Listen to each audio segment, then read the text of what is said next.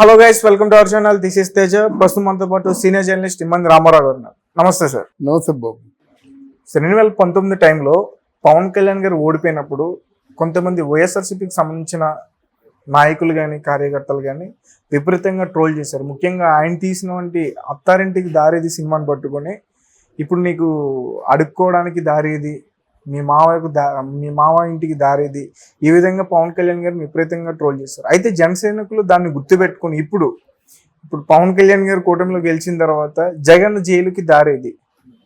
జైలుకు దారి అన్నమాన, లేకపోతే రాజమండ్రి సెంట్రల్ జైలా, లేకపోతే తిహార్ జైలా, లేకపోతే సెంచల్గూడనా, ఈ విపరీతంగా ట్రోల్ చేస్తున్నారు. సో దాని గురించి మీరేమంటారు? ఇక్కడ అంటే మొదటి నుంచి వాళ్ళకి ఎక్కువ యాటిట్యూడ్ అని చెప్పారు కదా, ఆ బ్యాడ్ యాటిట్యూడ్ వల్ల వాళ్ళు ఏదో రకరకాల ట్రోల్ చేశారండి. ఇప్పుడు అవకాశం వచ్చింది. జగన్మోహన్ రెడ్డి ఏ జైలుకి దారేదంటే, ఇక్కడ తెలంగాణలో మనీ ల్యాండరింగ్ చేసినటువంటి కవిత ఏ జైలుకి దారి చూసుకొని వెళ్ళిందో ఈయనకి కూడా ఆ జైలుకే దారి ఉంటుంది. కవిత మీద లిక్కర్ స్కామ్ ఒకటే ఉంది, ఈయన మీద 48 కేసులు ఉన్నాయి.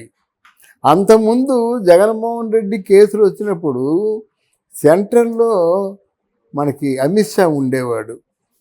అమిత్ షాకి ఆయనకి ఏదో అండర్స్టాండింగ్స్ అయ్యి మనం ఇంకా డీప్గా వెళ్ళలేదు, కానీ కాపాడుతూ వచ్చాడు, నో డౌట్. ఈరోజు అమిత్ షాకి హోము లేకుండా పోవడానికి కూడా ఒక కారణం ఈ జగన్మోహన్ రెడ్డి. బీజేపీ పార్టీకి ఉనికి లేకుండా పోవడానికి కారణం ఈ జగన్మోహన్ రెడ్డి. అలాగే అక్కడ కవిత అంటే ప్రజల్లో ఒక తిరుగుబాటు వచ్చింది. ఎప్పుడైతే నేరస్తుని నీ పక్కన పెట్టుకున్నావో, ఇప్పుడు ఏమంటారు, you tell me your friend, I will tell about you అంటారు. It is an proverb. అర్థమైందా?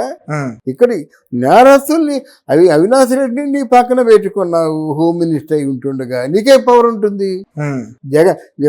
జగన్మోహన్ రెడ్డి లాంటి క్రిమినల్ని నువ్వు పక్కన పెట్టుకున్నా నీకేం పవర్ ఉంటుంది అని బీజేపీ పార్టీ చాలా ఒడిదొడుకులకు కూడా గురైపోయింది అన్నమాట. అసలు పార్టీ ఉంటుందో ఉండదో అనేటువంటి సంక్లిష్ట పరిస్థితుల్లో ఏదో చంద్రబాబు నాయుడు పవన్ కళ్యాణ్ వల్ల మళ్ళీ ఏదో అంటే చావు తప్పి కన్ను లొట్టపోయిందని పార్టీలో ఆ సీట్లు తగ్గి ఏదో ఎడ్జిలో బ్రేక్ ఈవెన్లో నెగ్గారు. ఇప్పుడు హోంమంత్రి అమిత్ షా కాదు, రాజ్నాథ్ సింగ్ అసలు ఎలాంటి డబ్బులు కక్కుర్తి పడ్డాడు ఆయన.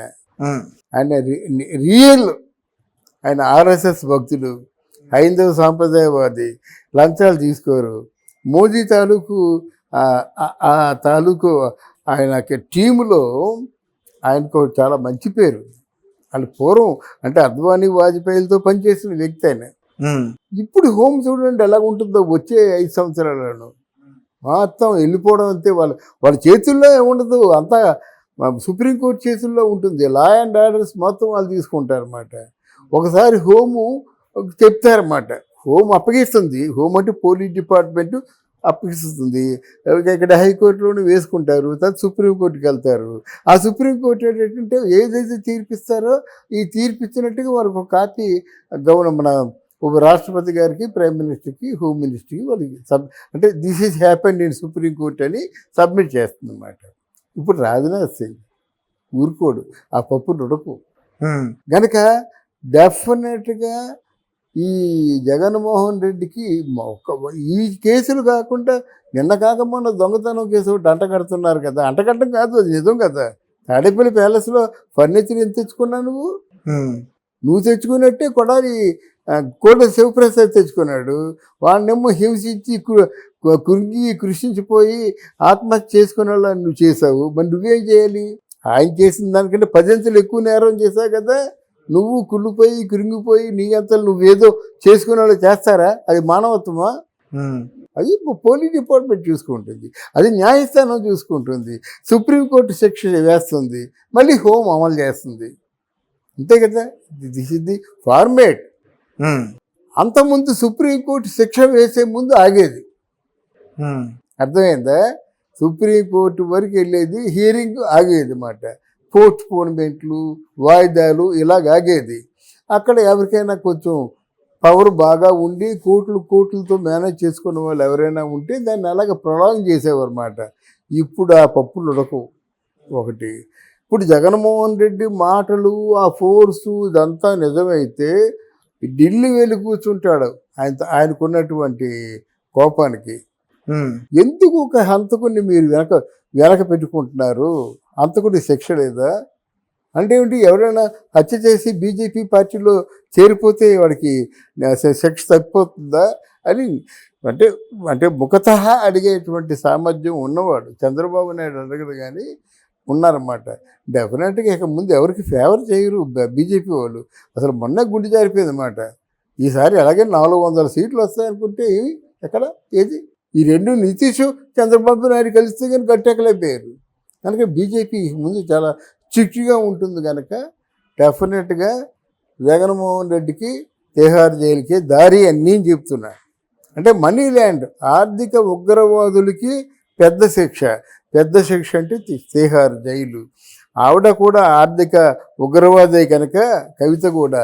అందుకే ఇప్పుడు 60 రోజులు బట్టి చెప్పకూడదు తెచ్చింది అని ముఖ్యమంత్రి గారు కూర్చున్నది అక్కడ ఉండమ్మా అని చెప్పాడు. ఈ చెప్పే నీకు గతి, ఈ కూరలే నీకు గతి. ముఖ్యమంత్రి కదా, మాజీ అదే లేదు లల్లు ముఖ్యమంత్రి కదండి. ఎంత అది ఇంకా భయంకరమైన జైలు అది.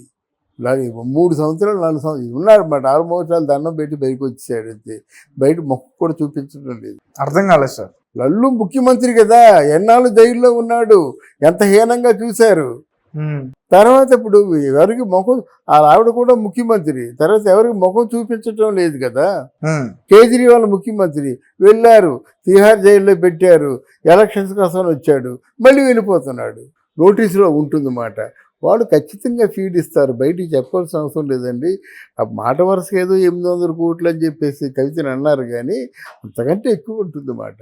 అలా జగన్మోహన్ రెడ్డికి 43,000 కోట్ల రూపాయలని డిసైడ్ చేశారు సిబిసిఐడి.